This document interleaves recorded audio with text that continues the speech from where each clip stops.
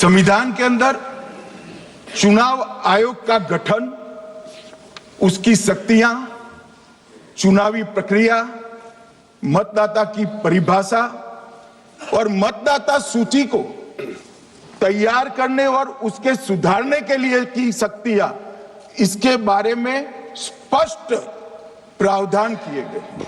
और मान्यवर, बड़ी विनम्रता से मैं बताना चाहता हूं कि प्रावधान जब किए गए तब हमारी पार्टी बनी ही नहीं थी।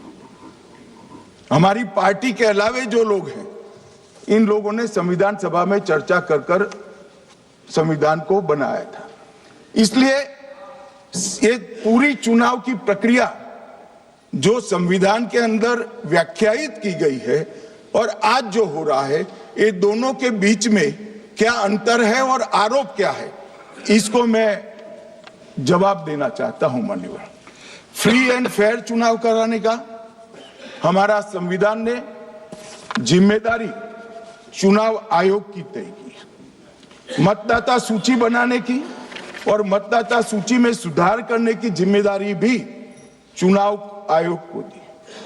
अनुच्छेद संविधान के भाग 15 में अनुच्छेद 324, इसमें चुनाव आयोग का गठन, चुनाव आयुक्त की नियुक्ति, लोकसभा, राज्यसभा, विधानसभा, उपराष्ट्रपति और राष्ट्रपति, ये सभी चुनाव का संपूर्ण नियंत्रण संविधान ने चुनाव आयुक्त को दिया है।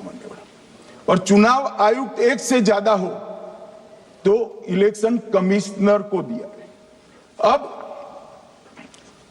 325 जो अनुच्छेद है, वो किसी भी पात्र मतदाता को मतदाता सूची से बाहर नहीं रखा जाता, इसका प्रावधान करता है।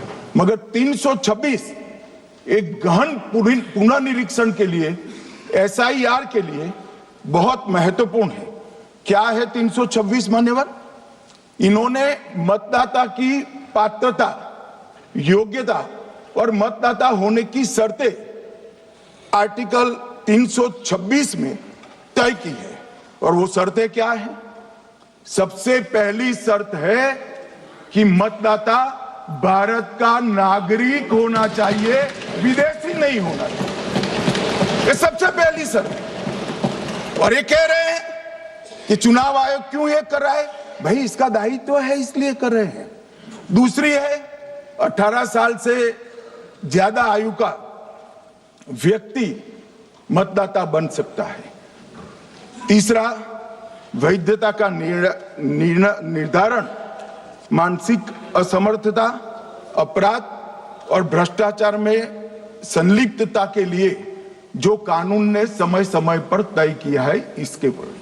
तो ये 3 पात्रताओं के आधार पर भारत के मतदाता होने की बात तय होती है।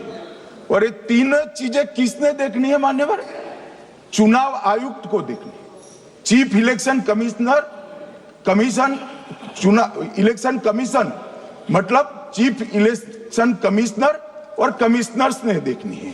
और 327 में मतदाता सूची, सीमांकन, चुनाव संचालन और उसके लिए कानून बनाने की सिफारिश संसद को करने की सत्ता चुनाव आयोग को दी है।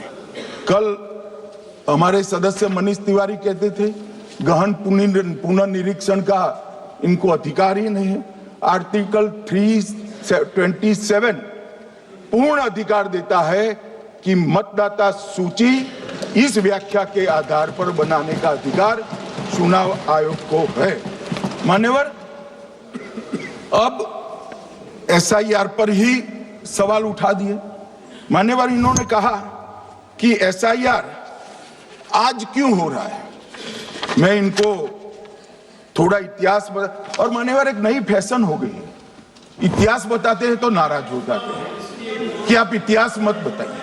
अरे भला, कोई भी प्रक्रिया, कोई भी देश, कोई भी समाज इतिहास को छोड़कर कैसे आगे बढ़ सकता है? इतिहास कोई भी समाज का महत्वपूर्ण अंग है। मान्यवर, हमारे लोकतांत्रिक इतिहास की शुरुआत 1952 से हुई तो सबसे पहला गहन पुनर्निरीक्षण एसआईआर कब हुआ? 1952 में। एसआईआर की क्या जरूरत है वो कहते हैं, इसलिए मैं कहता हूं। तो उस वक्त प्रधानमंत्री कौन थे? जवाहरलाल नेहरू। किस पार्टी से थे? कांग्रेस पार्टी से। दूसरा कब हुआ? 1957 में। फिर जवाहरलाल नेहरू प्रधानमंत्री थे, कांग्रेस पार्टी से थे। तीसरा हुआ 61 में, उसमें भी जवाहरलाल नेहरू प्रधानमंत्री थे और कांग्रेस पार्टी थे। 65-66 में भी हुआ, एक ही गहन पुनर्निरीक्षण 2 साल में हुआ। उस वक्त भी श्री लाल बहादुर शास्त्री प्रधानमंत्री थे, कांग्रेस पार्टी थे। 83-84 में हुआ, इंदिरा जी थी। 87-89 में हुआ, राजीव गांधी थे। 92-93-95 में हुआ, नरसिम्हा राव थे। 2002 और 3 में हुआ, तब श्री अटल बिहारी वाजपेयी थे। मान्यवर, 2004 में गहन पुनर्निरीक्षण समाप्त हुआ, तब डॉक्टर मनमोहन सिंह जी प्रधानमंत्री थे। तो 2, 3, 4 का एक गहन पुनर्निरीक्षण हुआ, एसआईआर हुआ। उसमें 2 साल एनडीए के प्रधानमंत्री थे, भाजपा के थे, और 1 साल डॉक्टर मनमोहन सिंह। 2004 के बाद सीधा 2025 में गहन पुनर्निरीक्षण हो रहा है और इस वक्त हम हैं। एक पूरा गहन पुनर्निरीक्षण एसआईआर की प्रक्रिया का आज तक 2004 तक किसी भी दल ने विरोध नहीं किया है मान्यवर, क्योंकि ये चुनाव को पवित्र रखने की प्रक्रिया है। चुनाव के उद्देश्यों को, लोकतंत्र को स्वस्थ रखने की प्रक्रिया है। अगर लोकतंत्र में चुनाव जिसके आधार पर होते हैं वो मतदाता सूची ही प्रदूषित है, तो चुनाव कैसे साफ और सुथरे हो सकते हैं? मानो समय समय पर मतदाता सूची का गहन पुनर्निरीक्षण जरूरी है, इसलिए चुनाव आयोग ने फैसला किया कि 2025 में इसको किया जाएगा।